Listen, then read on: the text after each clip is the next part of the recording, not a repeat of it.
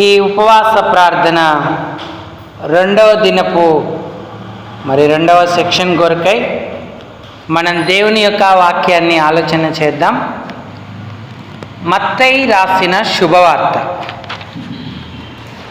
25వ అధ్యాయం మొదటి నుంచి 13 వచనాలు మనం మార్చి చదువుకుందాం. మత్తయి రాసిన శుభవార్త 25వ అధ్యాయము మొదటి నుంచి 13 వచనాలు మార్చి చదువుదాం. పరలోక రాజ్యం తమ దివిటీలు పట్టుకొని పెండ్లి కుమారుణ్ణి ఎదుర్కొనుటకు బయలుదేరిన 10 మంది కన్యకలను పోలి ఉన్నది.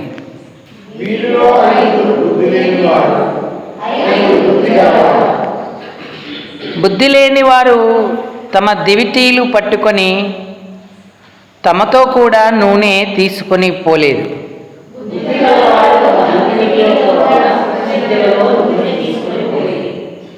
పెళ్లి కుమారుడు ఆలస్యము చేయగా వారందరూ కునికి నిద్రించిరి.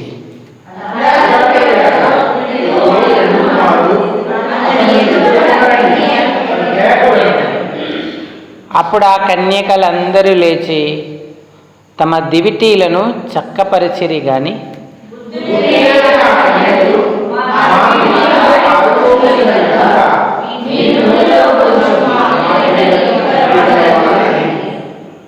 అందుకు బుద్ధిగల కన్యకలు, మాకును మీకును ఇది చాలదేమో, మీరు అమ్మవారి యొద్దకు పోయి కొనుక్కొనుడని చెప్పిరి.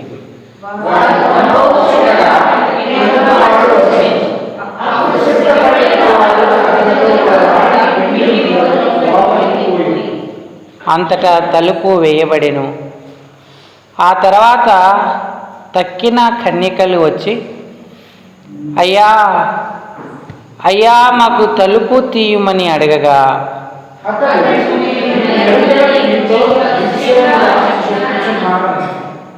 ఆ దినమైనను గడి అయినను మీకు తెలియదు గనక మెలకువగా ఉండుడి. 8వ వచనాన్ని అందరం ఒకసారి చదువుకుందాము. బుద్ధి లేని ఆ కన్యకలు, మా దివిటీలు ఆరిపోచున్నవి, మీ నూనెలలో కొంచెం బుద్ధి గల వారిని అడిగింది. చాలండి. చదువుకున్న లేఖన భాగం చేరి రాగలిగిన మన హృదయాలకు ఈ రాత్రి ఉపవాస ప్రార్థన నిమిత్తమై హెచ్చరికగా, పురికొల్పుగా, ఆశీర్వాదకరంగా, దీవెనకరంగా ప్రేమగల దేవుడు చేయునుగాక. ఆమేన్. ప్రభు ప్రజలారా, ప్రభునందునటువంటి ప్రియమైన వాళ్ళారా, మనం దేవుని యొక్క వాక్యాన్ని కొంత ధ్యానపూర్వకంగా ఆలోచన చేద్దాం. యేసు ప్రభు వారి యొద్దకు శిష్యులు వచ్చి, ఈ యుగ సమాప్తి ఎప్పుడు జరుగుతుంది, దానికి సూచనలేమిటి అని ఆయనను అడిగారు. 24వ అధ్యాయములో 3-4 వచనంలో ఈ మాట మనకు కనబడుతుంది. మత్తయి శుభవార్త 24:3 వచనం. ఆయన ఒలీవ కొండ మీద కూర్చొని ఉన్నప్పుడు శిష్యులు ఆయన యొద్దకు ఏకాంతముగా వచ్చి, ఇవి ఎప్పుడు జరుగును, నీ రాకడకును ఈ యుగ సమాప్తికి సూచనలేవి అని ఆయనను అడిగారు. ఈ సందర్భంలో ప్రభు అనేక విషయాలను తెలియజేస్తూ ఈ ఉపమానాన్ని కూడా వారికి చెప్పాడు. బుద్ధి లేని కన్యకలు, బుద్ధిగల కన్యకలు. ఈ 10 మంది ఉపమానాన్ని ఇశ్రాయేలీలకు బోధించడంలో ఆయన ఉద్దేశం ఏంటంటే, ఇశ్రాయేలు వారి వివాహ పద్ధతిలో పెళ్లి కుమారుడు పెళ్లి కుమార్తెను ఎదుర్కొనే సమయానికి పెళ్లి కుమార్తె సంపూర్ణంగా సిద్ధమవ్వాలి. పెళ్లి కుమారుణ్ణి ఎదుర్కోవడానికి 10 మంది కన్యకలు బయలుదేరి అని రాయబడి ఉంది. వీరు ఇశ్రాయేలుకే కాదు, దేవుని సంఘానికి కూడా పోలిక అయి ఉన్నారు. ఇశ్రాయేలులో బుద్ధి లేని వారు ఆయన రాకడలో విడవబడిన రీతిగానే మధ్యాకాశానికి ప్రభు వచ్చినప్పుడు సిద్ధపడని వారు, మెలకువగా ఉండని వారు విడవబడతారని ఈ ఉపమానం ద్వారా తెలియజేస్తూ ఉన్నాడు. మొట్టమొదట మనం గమనిస్తే ఆ 10 మంది కూడా కన్యకలు అని రాయబడి ఉంది. కన్యకలు అంటే అర్థం ఏంటంటే పవిత్రులు అని అర్థం. రక్షణ లేనప్పుడు మనం అపవిత్రులుగా ఉన్నాము. ఇప్పుడు మనం రక్షించబడి ఉన్నాము గనక పవిత్రులమై ఉన్నాం. పౌలు కొరింథీ పత్రికలో ఒక మాట రాస్తూ ఏమన్నాడంటే, పవిత్రురాలైన కన్యకగా క్రీస్తుకు మిమ్మును ప్రదానము చేసి తిని గాని అన్నాడు. 2వ కొరింథీ పత్రిక 11వ అధ్యాయము 2వ వచనం. కొరింథీ 2వ పత్రిక 11వ అధ్యాయము 2వ వచనం. దేవాసక్తితో మీ ఎడల ఆసక్తి కలిగి ఉన్నాను. ఎందుకు అనగా పవిత్రురాలైన కన్యకగా ఒక్కడే పురుషునికి, పెళ్లి కుమారునికి అనగా క్రీస్తునకు సమర్పింపవలెనని మిమ్మును ప్రదానము చేసి తిని. కానీ అప్పుడు అవ్వను సాతాను యుక్తి చేత మోసం చేశాడు. తినవద్దని నేను ఆజ్ఞాపించిన పండు తాను తిని తన భర్తకిచ్చి వారిద్దరూ అవిధేయులయ్యారు. ఏదెనులో నుండి వారు వెళ్ళగొట్టబడ్డారు. ఇప్పుడు సాతాను కుయుక్తి చేత ఎక్కడ మిమ్ములను అపవిత్రపరుస్తుందో, ఎక్కడ మిమ్ములను చెరపడుతుందోనని నేను భయపడుతున్నాను అన్నాడు. మొట్టమొదట మనం గమనించాల్సిన సత్యం ఏంటంటే, పాపి అయిన మనము ప్రభువునకు ప్రదానము చేయబడిన కన్యకగా ఉండాలి. అంటే రక్షణానుభవమునకు మనము రావాలి. మా దీపములు లేదా దివిటీలు ఆరిపోవుచున్నవి అన్నారు. అసలు ఇంతకు ముందే మన దీపం ఆరిపోయింది. ఏదెనులోనే ఆదాము యొక్క ఆత్మదీపం ఆరిపోయి అంతరంగమంతా కూడా చీకటిమయమైపోయింది. రక్షకుని వెలుగు ఆయనలో లేదు. అయితే కడపటి ఆదామైన ప్రభువైన యేసుక్రీస్తు వారు నిజమైన వెలుగయ్యుండి ఈ లోకంలోకి వచ్చుచు ఆరిపోయిన ప్రతి దీపాన్ని ఆయన వెలిగిస్తూ ఉన్నాడు. ప్రతి మనుష్యుణ్ణి వెలిగించుచున్నాడు అన్నాడు. ఎవరైతే ఆయన వైపు చూచి నేను పాపిని ప్రభువా అని ఒప్పుకుంటారో, అయ్యా నా పాపం కొరకు నువ్వు ప్రాణం పెట్టావని నేను గ్రహిస్తున్నాను, నన్ను క్షమించు అని వేడుకుంటారో వారి ఆత్మదీపాన్ని ఆయన వెలిగిస్తాడు. దేవుని యొక్క వెలుగు వారిలోకి వచ్చినప్పుడు వారు పవిత్రపరచబడతారు. దేవునికి కన్యకలుగా పవిత్రురాండ్రైన కన్యకలుగా ప్రదానము చేయబడతారు. అసలు పెళ్లి విందులోకి వెళ్ళాలంటే నువ్వు పవిత్రపరచబడాలి కదా, ఆయనకు ప్రదానము చేయబడాలి కదా. కాబట్టి రక్షణ లేకపోతే ఇదే అనుకూలమైన సమయం. నేడే రక్షణ దినము అన్నాడు. దేవుని వాక్యము నీతో మాట్లాడుతుంటుండగా యేసే నీ రక్షకుడని నువ్వు పశ్చాత్తాపడి ఆయనను అంగీకరిస్తే ఈ గొప్ప ధన్యత నీకు లభిస్తుంది. యేసు ప్రభు వారు సిలువ వేయబడినప్పుడు కుడివైపున ఒకడు, ఎడమవైపున ఒకడు సిలువ వేయబడ్డాడు. ఆ ఇద్దరు దొంగలే, ఇద్దరు నరహంతకులే.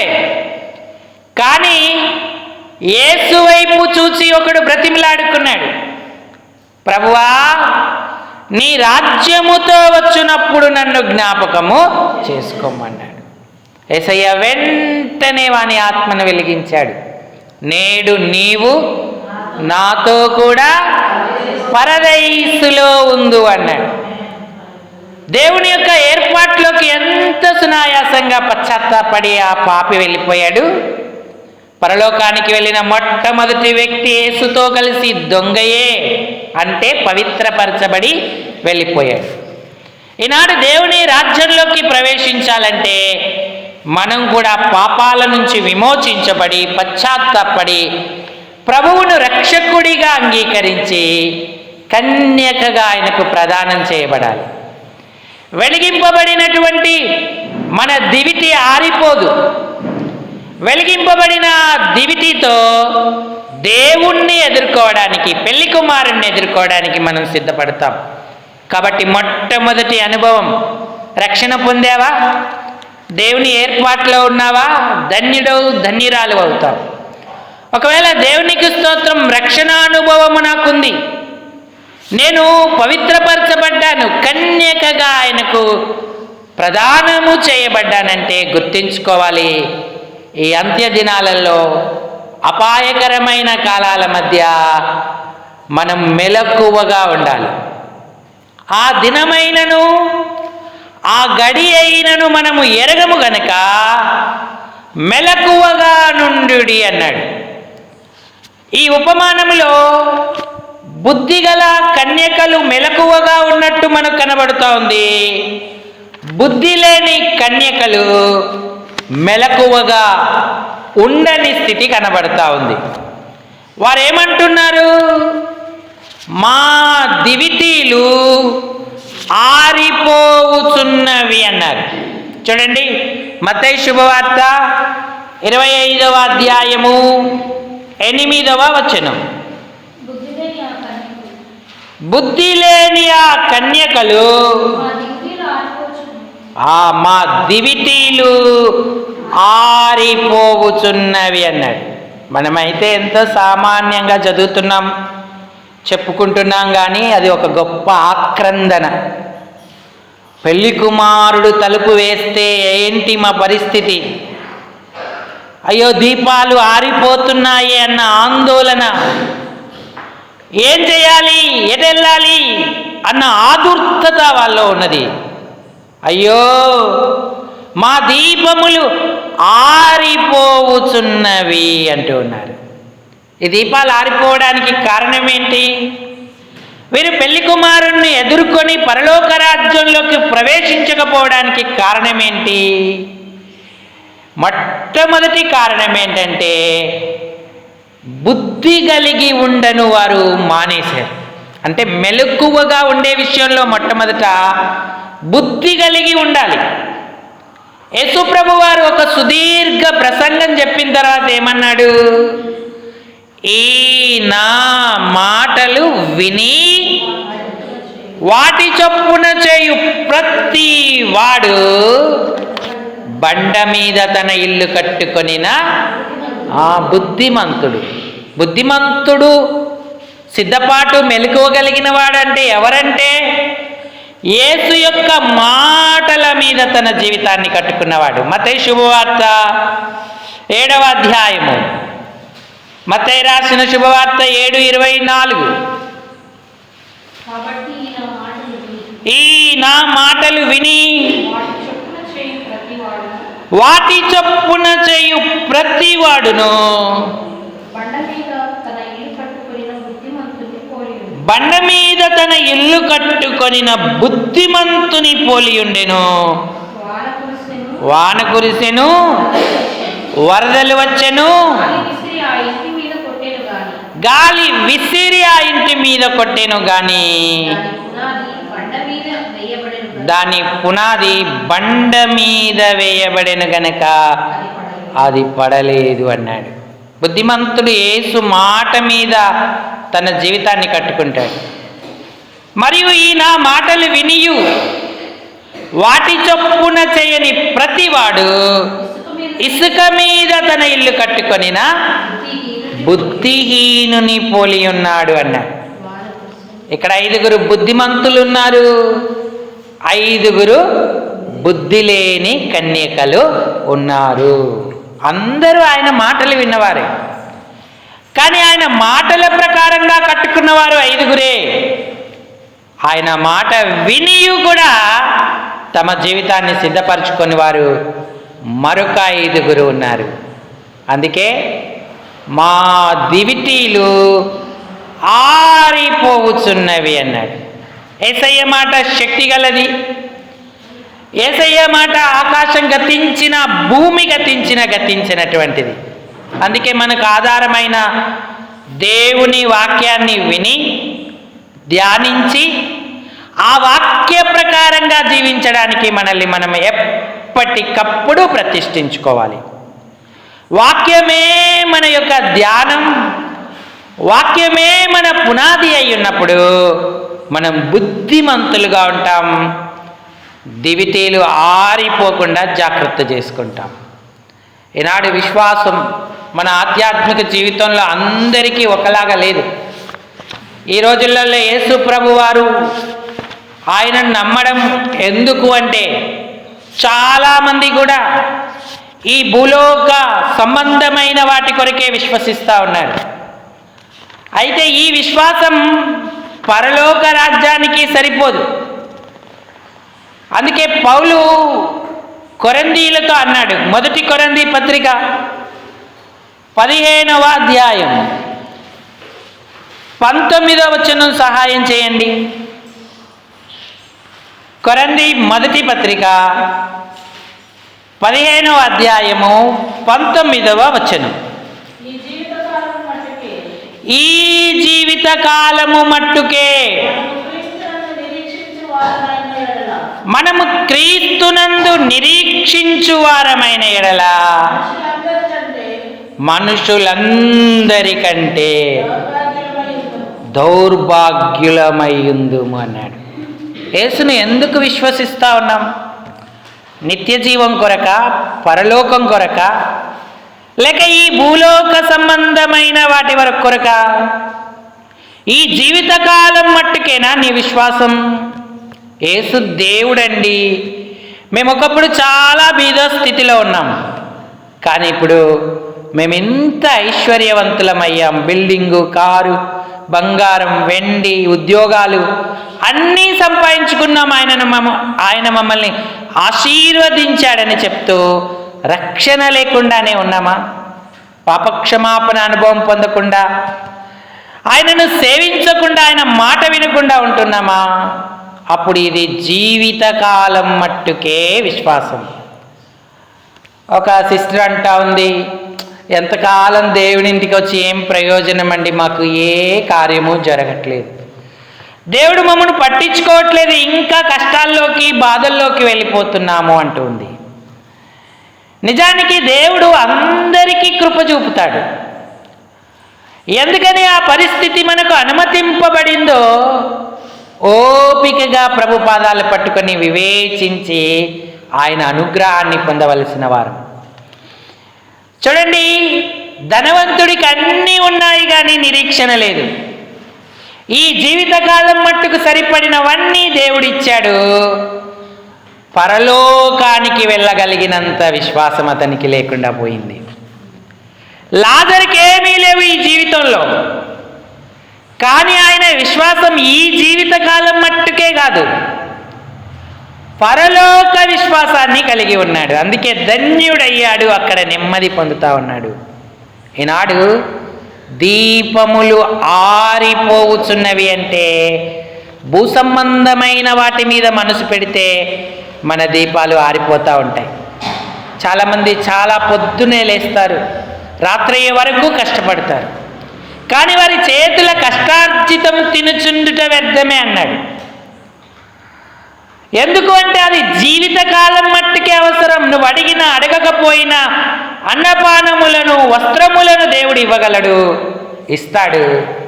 అయితే నీ విశ్వాసం భూ సంబంధమైన వాటికి మాత్రమే కాకుండా పరసంబంధమైన వాటి కొరకై ఉండాలని దేవుడు కోరుతా ఉన్నాడు. నువ్వు క్రీస్తును విశ్వసించి క్రీస్తులో నుంచి ఆయనకు సాక్ష్యమిచ్చి నువ్వు నిలబడితే నీవు భూ సంబంధమైన వాటి మీద మనసు పెట్టొద్దు, పైనున్న వాటి మీదనే మనసు పెట్టుము అన్నాడు. కొలసీ పత్రిక 3వ అధ్యాయము 2వ వచనం మొదటి నుంచి కూడా చదవండి. కొలసీ 3 మొదటి వచనం నుంచి. మీరు క్రీస్తుతో కూడా లేపబడిన వారైతే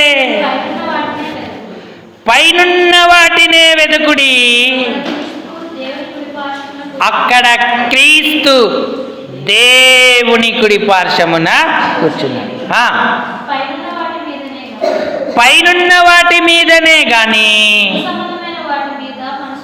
భూ సంబంధమైన వాటి మీద మనసు పెట్టుకొనకుడి అన్నాడు. ఎప్పుడు భూ సంబంధమైన వాటి మీదే మన మనసు ఉంటే పైనున్న వాటిని చూడలేము. పైనున్న వాటి కొరకు మెలకువగా సిద్ధపడి బుద్ధిమంతులమై వాటిని అందుకోలేనటువంటి పరిస్థితుల్లో ఉంటాం. అంటే ప్రియులారా, దీపాలు ఆరిపోనివ్వకూడదు. దివిటీలు వెలుగుతూనే ఉండాలి. వారు మెలకువగా ఉండని కారణం చేత, భూ సంబంధమైన వాటి మీద మనసు పెట్టుకున్న కారణం చేత ఆ 5గురు బుద్ధి లేని కన్నికలని పిలువబడ్డారు. వారి దివిటీలు ఆరిపోవుచున్నవి అన్నాడు. దేవుడు ఎప్పుడు మనల్ని ఎందుకు వెలిగించాడంటే మండుచూ ప్రకాశించుచుండాలని వెలిగించాడు. బాప్తిస్మమిచ్చి యోహానును ఆయన వెలిగించాడు. ఎందుకు వెలిగించాడు? ఆయన జీవితకాలం అంతా ఆయన ఎలా ఉన్నాడు? అతడు మండుచు ప్రకాశించుచున్న దీపమై ఉండేను అన్నాడు. యోహాను సువార్త 5వ అధ్యాయం, యోహాను సువార్త 5వ అధ్యాయము 35వ వచనం చదవండి. యోహాను 5, అతడు మండుచు ప్రకాశించుచున్న ఆ దీపమై ఉండేను అన్నాడు.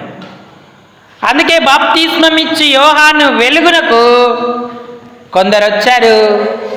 వారందరినీ యేసుప్రభు యొక్క వెలుగునకు ఆయన నడిపించాడు. ఈనాడు మనం మండుచు ప్రకాశించుచున్న వారమై ఉన్నామా, లేక దివిటీలు ఆరిపోతా ఉన్నాయా? మెలకువగా బుద్ధిమంతులమై ఉంటే బాప్తిస్మమిచ్చి యోహాను వలె మండుచు ప్రకాశిస్తాం. లేదు, బుద్ధి లేకుండా మెలకువగా ఉండకపోతే ఆ బుద్ధి లేని కన్యకల వలె అయ్యో మా దివిటీలు ఆరిపోవుచున్నవి అని సమాధానమిస్తూ ఉంటాం.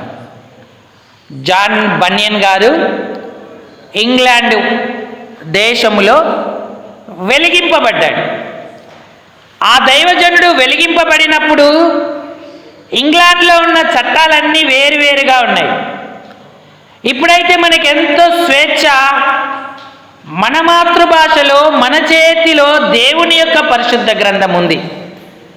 మనం చదువుకుంటున్నాం, ప్రకటించుకుంటున్నాం. ఇప్పుడు దేవుని వాక్యాన్ని ఎవరైనా ప్రకటన చేయొచ్చు, ఎవరైనా మాట్లాడచ్చు. కానీ ఆయన కాలంలో జాన్ బన్యన్ గారు రక్షించబడినప్పుడు బైబిల్ ఎవరు ప్రకటించొద్దు, అక్కడున్న పోపులు లేదా బిషప్పులకు మాత్రమే అర్హత ఉంది. ఆ బైబిల్ పట్టుకున్నా కూడా వాళ్ళకు కఠినమైన శిక్షలు విధింపబడేటువంటివి. మరి అలాంటి తరుణంలో మార్టిన్ లూథర్ గారు కూడా రహస్యంగా బైబిల్ చదివి దేవుని యొక్క వెలుగును పొందుకొని ఆయన వెలిగింపబడ్డాడు. మత సంస్కరణోద్యమము ద్వారా అనేకులను వెలిగించాడు. అప్పుడు రోమన్ కెథోలిజం నుంచి ప్రొటెస్టెంట్స్ అనేటువంటి శాఖ బయటికి వచ్చింది. అలాంటి తరుణంలో కూడా జాన్ బన్యన్ గారు దేవుని యొక్క ఏర్పాటులో మండుచూ ప్రకాశిస్తూ ఉన్నాడు.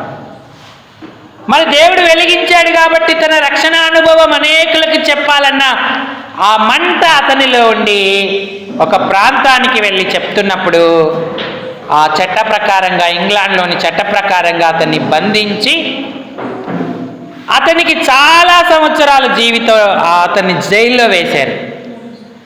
ఆ జైల్లోనే అతడు మ్రగ్గుతూ ఉంటుండగా దేవుడు అతనికి ప్రత్యేకమైన దర్శనాలనిచ్చి యాత్రికుని ప్రయాణం అనే పుస్తకం రచింపజేశాడు. బైబిల్ తర్వాత బైబిల్ గ్రంథం అని దాన్ని పిలుస్తూ ఉంటారు. జాన్ బన్యన్ గారికి అనేక దర్శనాలు వచ్చాయి. అందులో ఒకటి ఏంటంటే, ఒక మండుచూ ఉన్నటువంటి దీపం వెలుగుతూ ఉంటుంటే సాతాను దూతలొచ్చి ఆ వెలుగుతున్న దీపం మీద నీళ్లు గుమ్మరిస్తూ ఉన్నారు. నీళ్లు గుమ్మరిస్తున్నారు కానీ ఆ దీపం ఆరిపోవట్లేదు.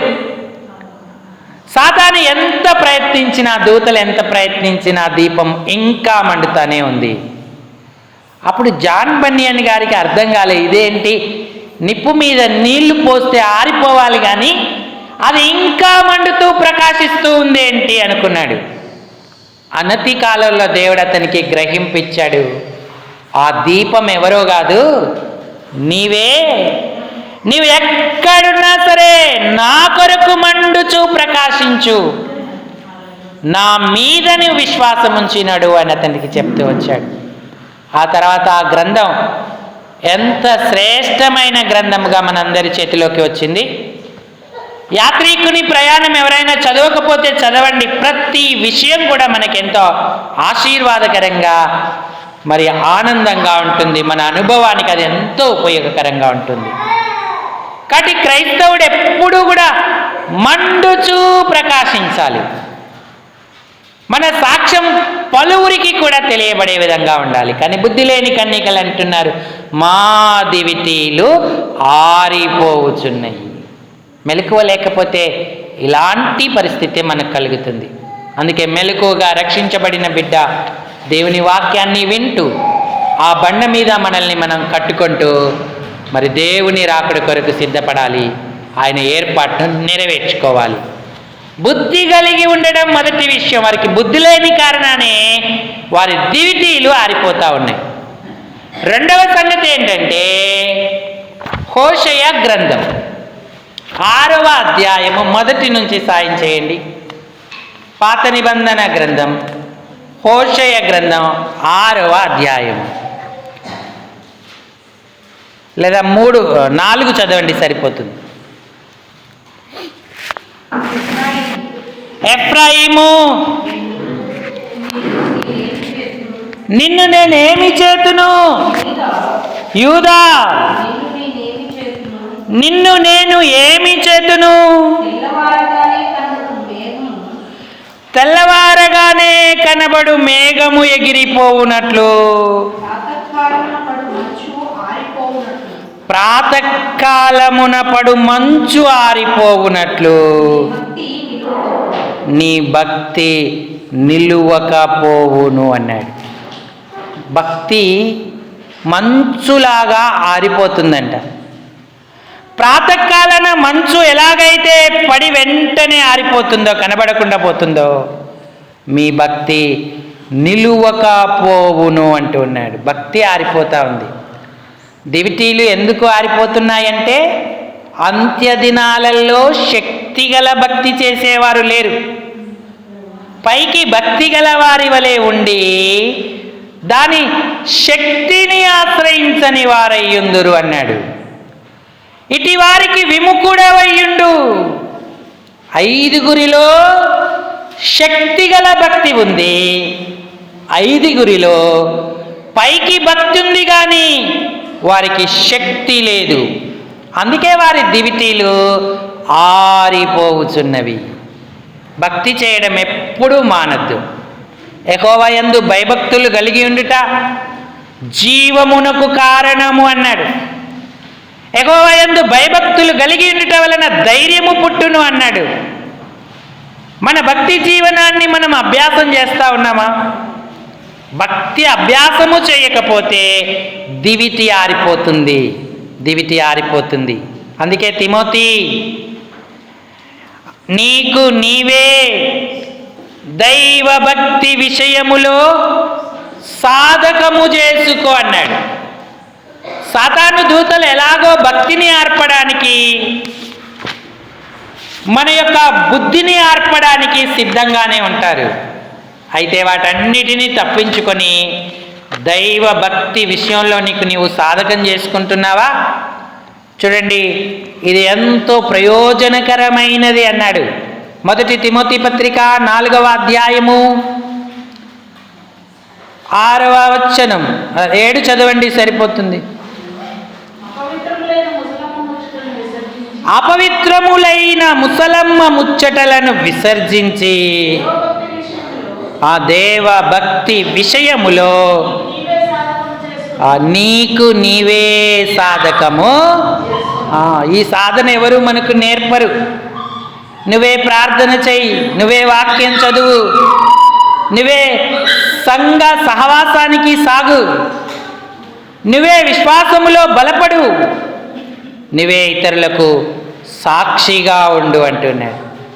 మనం భక్తి చేస్తున్నామా? భక్తి సాధన మన జీవితంలో ఉందా? మన కొరకు అందుకే స్త్రీల కూటం ఉంటుంది, సంఘ ప్రార్థన ఉంటుంది, రాత్రికాల ప్రార్థనలు ఉంటాయి, పరిశుద్ధ విశ్రాంతి దినాలు ఉన్నాయి మనకి, నెలాఖరు రాత్రి ప్రార్థనలు మన భక్తి సాధన కొరకే. అటు వ్యక్తిగతంగాను ఇటు సంఘముగాను సాధన చేస్తూ ఉంటే సాధనమున పనులు సమకూరు ధరలోన అన్నాడు. దైవభక్తి వాగ్దానముతో కూడినదై ఉన్నందున అది అన్ని విషయములలో ప్రయోజనకరమగును అన్నాడు. రాబోవు జీవం విషయంలో కూడా అది ప్రయోజనకరము అన్నాడు. శరీర సంబంధమైన సాధకం కొంచెం మట్టుకే ప్రయోజనము అంటున్నాడు. 8వ వచనంలో ఆ మాట రాయబడి ఉంది.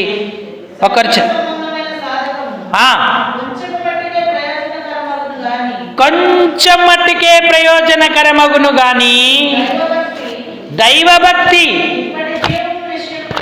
ఇప్పటి జీవం విషయంలోను రాబోవు జీవము విషయములోను వాగ్దానముతో కూడినదైనందున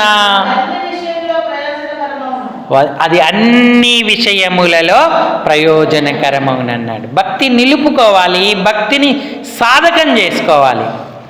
మనం ఒక శుక్రవారం మానేసామనుకో ఇక మళ్ళీ ఆసక్తి పుట్టదు. ఒక శనివారం మానేసామనుకోండి సంఘ ప్రార్థనకు రావాలన్న ఇష్టం ఉండదు. ఒక రాత్రికాల ప్రార్థన మానేసిన, లేదు ప్రభు దినాన్ని కొంచెం నిర్లక్ష్యం చేసిన మనము మన భక్తిని సాధకం చేసుకోలేని స్థితిలో ఉంటాం. ప్రార్థన నేర్చుకోవడం, వాక్యం చదవడం, విశ్వాసమందు బలపడడం, సంఘ సహవాసంలో మనం బలపడుతూ ఇతరులను బలపరచడం భక్తి సాధన. దీంట్లో నువ్వు ఎంతవరకు అభివృద్ధి చెందుతున్నావు, ఎంతవరకు బలపడతా ఉన్నావు? అప్పుడు నీ దివిటి ఆరిపోదు, నీ దివిటి వెలుగుతూనే ఉంటుంది.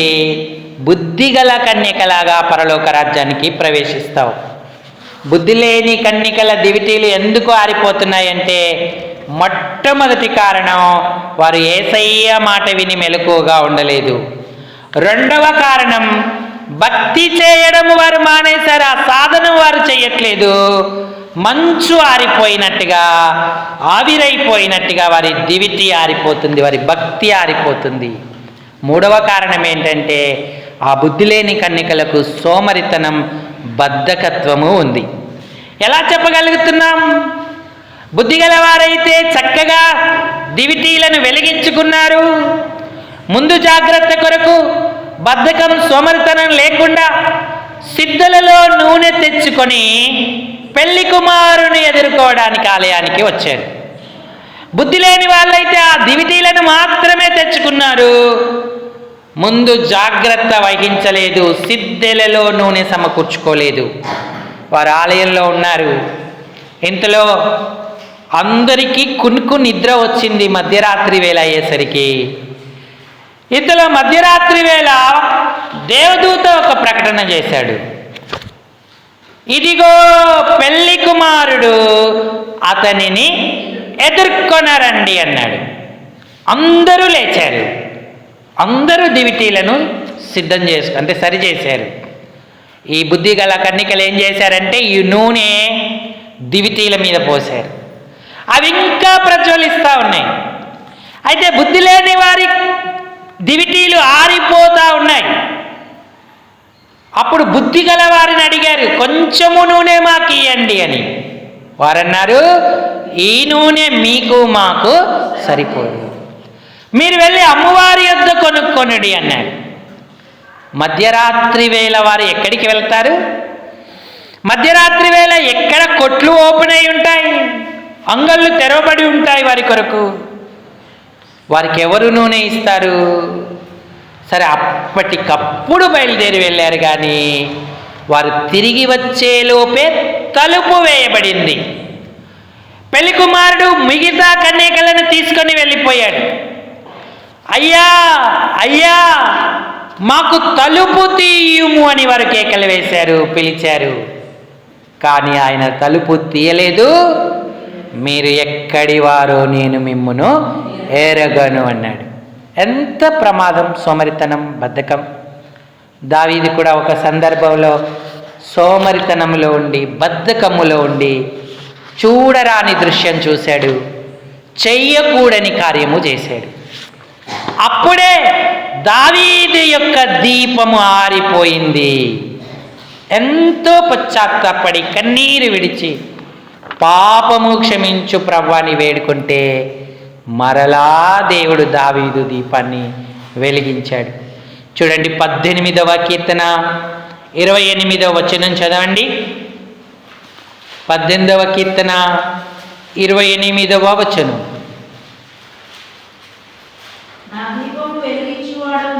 నా దీపము వెలిగించువాడవు నీవే, నా దేవుడైన యెహోవా చీకటిని నాకు వెలుగుగా చేయును అన్నాడు. అప్పటి వరకు దావీదు చక్కగానే ఉన్నాడు. కానీ తాను స్థాయికి వచ్చిన తర్వాత తన స్థితిని గుర్తించలేక బద్ధకంగా సోమరిగా ఉండి నష్టపడ్డాడు. అందుకే యేసుప్రభు వారు అన్నారు, మీ నడుములు కట్టుకొనుడి, మీ దీపములు వెలుగుచుండనీయుడి అన్నాడు. ఏ గడియ ఆయన వచ్చునో, యజమానుడు వచ్చునో మీకు తెలియదు గనక మీరు మెలకువగా ఉండుడి అన్నాడు. ఎవరైతే యజమానుడు వచ్చినప్పుడు పని చేయుట చూస్తాడో, నమ్మకమైన బల మంచి దాసుడా అని వాడిని అంటాడు. ఆన యజమానుడు రాడులే అని ఆలస్యం చేస్తున్నాడని తిని త్రాగి ఉంటే, ఆయన అనుకొని గడియలో ఆ యజమానుడు వచ్చి తన దాసుని చూసి సోమరివైన చెడ్డదాసుడా అంటాడు అన్నాడు. అంటే ఎంత మరి సోమరితనం, బద్ధకం చేత ఆధ్యాత్మిక జీవితాన్ని నిర్లక్ష్యపరుచుకున్నాడు. దావీదుకైతే దేవుని కృప దొరికింది. ప్రియులారా, ఈనాడు నీకు నాకు ఆ కృప దొరుకుతుందా? దేవుడు దయాళుడై మనకిచ్చిన అవకాశాలను మనం సద్వినియోగం చేసుకుంటున్నామా? ఈ సంవత్సరం అంతా మన వాక్య ధ్యానం ఎలా జరిగింది? వ్యక్తిగతంగా ప్రతి దినం ప్రభుతో సావాసం చేశామా? మన ప్రార్థన సమయాలను ఎలా గడిపాం? ఎంత భారం, శ్రద్ధాసక్తులతో ఆయన సన్నిధిన సావాసం చేశాం? ఆ ఏముందిలే ఒక్కరోజు ప్రార్థన చేయకపోతే అనుకున్నామా? మన స్థితి ఎలా ఉంది? బద్ధకంగా సోమరిగా ఉంటే మనకి ఎన్నో నష్టాలు కలుగుతాయి. ఇప్పటికైనా మనం మెలకువ తెచ్చుకొని దావీదు వలె వేడుకుంటే తప్పక మన దీపాన్ని వెలిగిస్తాడు. 2024లో మకమకలాడుతున్న జనపనార వత్తిని ఆయన ఆర్పడు. నిజమైన విశ్వాసం, పశ్చాత్తాపం మనలో ఉంటే మన ప్రధాన యాజకుడు మన ఒత్తులను సరిచేస్తాడు. ఆయన పనే అది. ప్రతి మనుష్యుణ్ణి వెలిగించడమే కాదు, మకమకలాడుతున్న ప్రతి వత్తిని సరిచేసి నూనె పోసి మరింత ప్రజ్వలింపజేయడానికే ప్రభువైన యేసుక్రీస్తు వారు వచ్చాడు. ఇదిగో దావీదును వెలిగించాడు, దావీదును మరలా బలపరిచాడు, దావీదుకి ఎంతో కృపనిచ్చాడు. దావీదు నా హృదయానుసారుడు అని సాక్ష్యం తెచ్చుకున్నాడు. దావీదు దేవునికి ప్రియుడిగా ఉండి ధన్యుడయ్యాడు. మరి మనం సంవత్సరాంత దినాలలో ఉన్నాం. ఈ నేటికి యోగ్యులం కాదు. మనం 2025వ సంవత్సరంలోకి ప్రవేశించబోతున్నాం. ఇదే బుద్ధి లేనితనంతో వెళదామా, లేకపోతే ఇదే ఆరిపోయే భక్తి చేస్తూ వెళ్ళిపోదామా, లేకపోతే సోమరితనముతోనే బద్ధకంతోనే ప్రవేశిద్దామా? పశ్చాత్తాప్తులమైతే దేవుని యొక్క కృప మనపై నిలుపుతాడు. నూతనపరచబడి 2025 సంవత్సరంలో గొప్ప పాత్రగా మనల్ని వాడుకుంటాడు. దావీదు ఈ 18వ కీర్తన అందుకే రాశాడు. ఆయనను అన్ని పరిస్థితుల నుంచి దేవుడు విడుదల చేసినప్పుడు ఆయనను ప్రేమించి ఘనపరిచి తిరిగి శక్తిని పొంది ధన్యుడయ్యాడు. నా దీపమును వెలిగించువాడు నా చీకటిని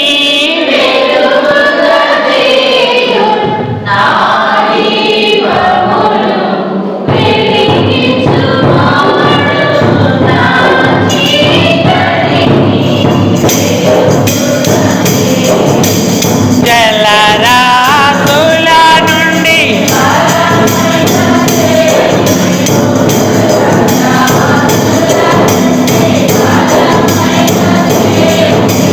వెలుపల చేసిన బలం, వెలుపల చేసిన బలమైన దేవుడు యెహోవా నా బలమా, యథార్థమైనది నీ మార్గం, పరిపూర్ణమైనది నీ మార్గం యెహోవా. రెండవ అవకాశం మనకు దొరకడమే గొప్ప అరుదు. కానీ దేవుడు ఈ అవకాశాన్ని మనకి ఇస్తున్నాడంటే ఇంకా ఆయన మనల్ని ప్రేమిస్తున్నాడు, మన పక్షముగా ఉండాలని ఆయన చూస్తూ ఉన్నాడు. మరి ఇంతగా ప్రేమించే దేవునికి మనల్ని మనం ప్రతిష్ఠించుకుందామా? అయ్యా, నేను బుద్ధి లేని కన్నికల వలె ఉండొద్దు, బుద్ధి గల కన్నికలాగా ఉండడానికి నాకు సాయపడు. మెలకువ, నీ మాట మీదనే నా బ్రతుకు కట్టుకునే భాగ్యము నాకు ఇవ్వని అడుగుదాం. అయ్యా, నా భక్తి సాధనను నేను కొనసాగించు భాగ్యం ఇవ్వు. ముసలమ్మ ముచ్చట్లను విసర్జించి నాకు నేనే ప్రతిష్ఠించుకొని సంఘానికి సాగడానికి సాయం చేయని అడుగుదాం. మూడవదిగా, అయ్యా, నా బద్ధకం సోమరితనం ఈ సంవత్సరమే విడిచిపెట్టడానికి సహాయపడు.